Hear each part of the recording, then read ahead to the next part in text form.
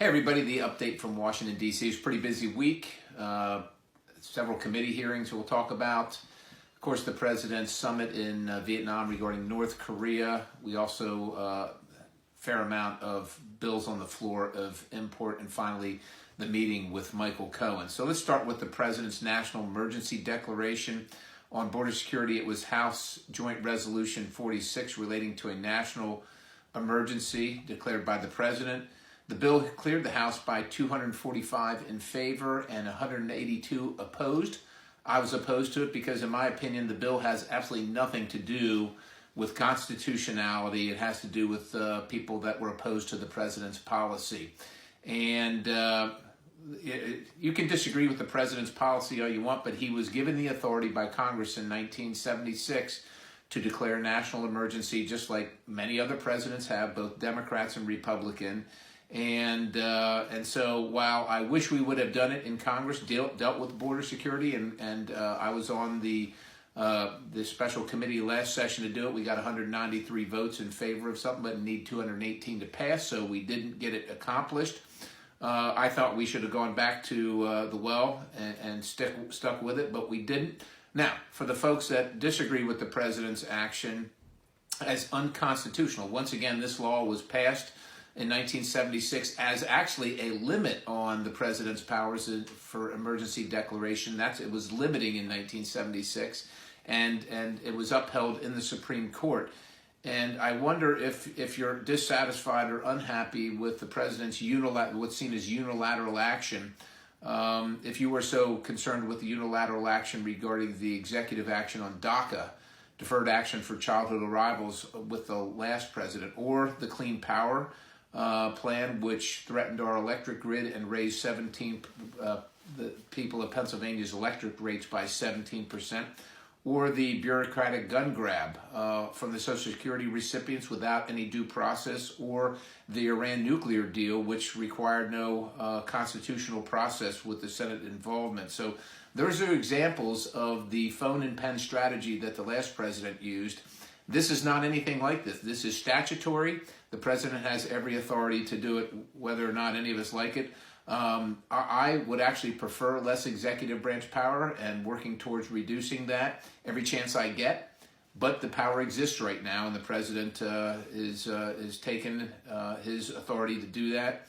And the border, I think we've been in a crisis at the border for a very long time, not just with this President, with presidents in the past. Somebody has to do something. So that's what that was about. We also did H.R. 8 and H.R. 1112. In my opinion, two bills that were meant to make us feel better, but actually restrict our constitutional rights. And they both had to do with guns and firearms. One required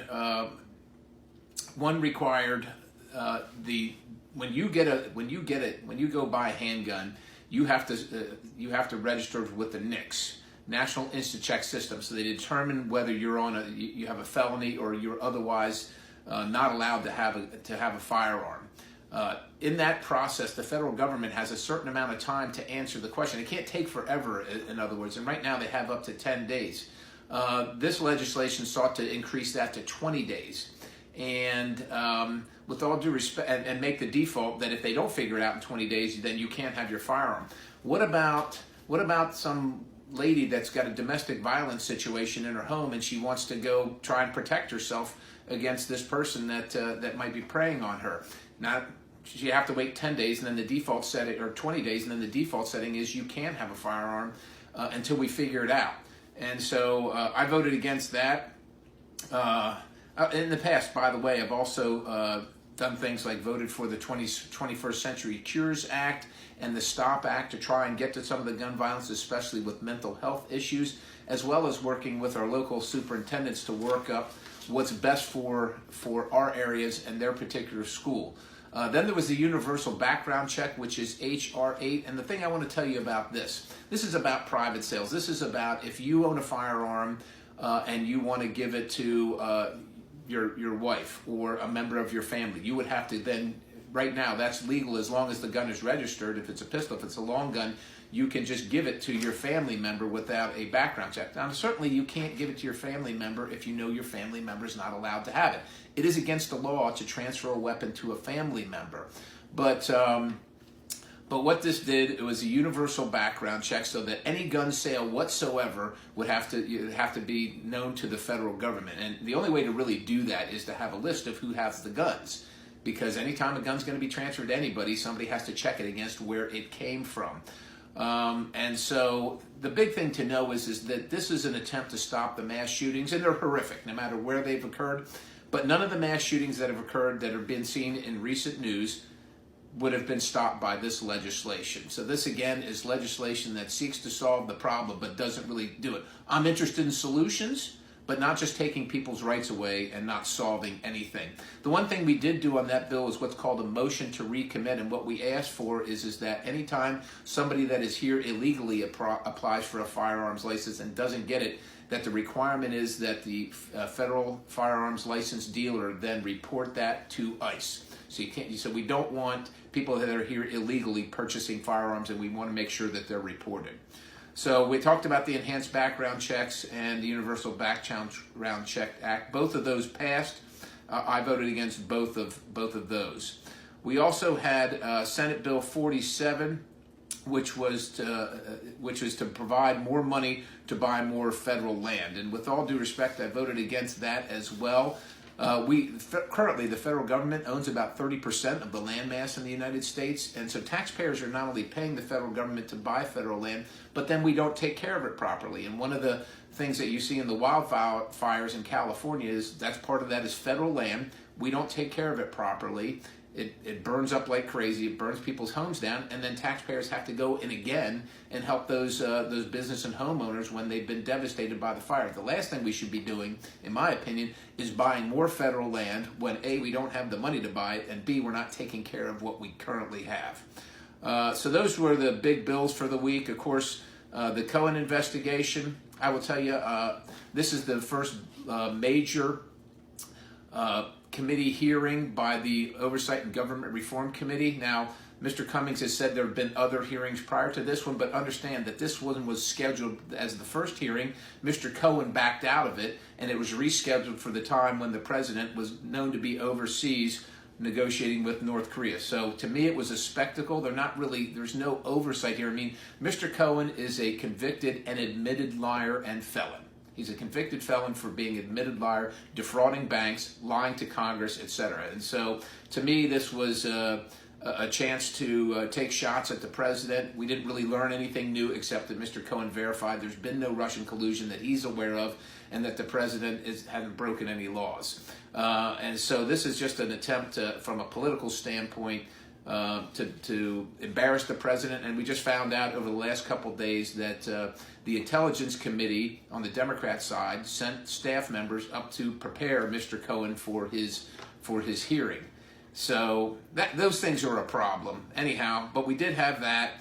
I think this is just a move to set the predicate for the impeachment of the president. I know people are dissatisfied with the president, but we don't impeach a president for bad manners, and we don't impeach a president because we don't agree with his or her policy. So anyhow, the Cohen hearing this week, you all know about that. And of course, the president in North Korea, let me just talk about that a little bit. People said, well, he's going to give away everything, and why aren't you getting more things done? This has been over 60 years we've been dealing with North Korea and failing, quite honestly. While I don't like to see the president deal with somebody I think that should be in The Hague on either war crimes or human rights violations, I don't want to see us at war with any nation unless that's the absolute last resort. And so nothing else has worked in the past, whether Democrat or Republican administration.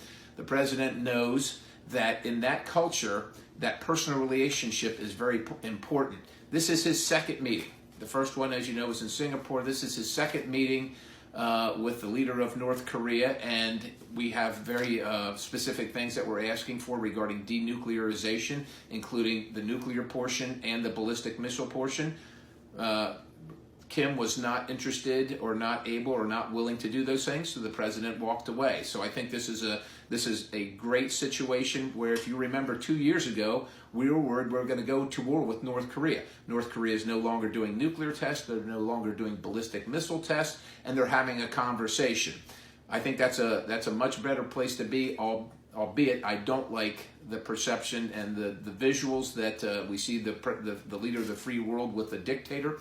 But I will also say this: I think it is a concession that he stopped the testing, number one, and number two, that on international media he said that he's interested in denuclearization. So to me, the pressure is now on him, as well as the fact that China, Russia, and Iran were all watching to see how the president was going to react to this. He has held firm on this.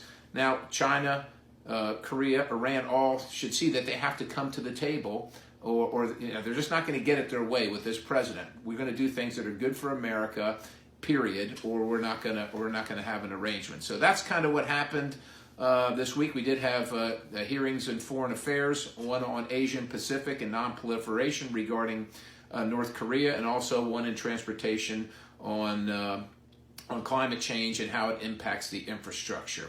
If you have any questions, certainly we'd love to hear from you. Please reach out to the office and we can clarify anything that you're seeing in this video or any other questions you have. And with that, I hope you have a great upcoming week.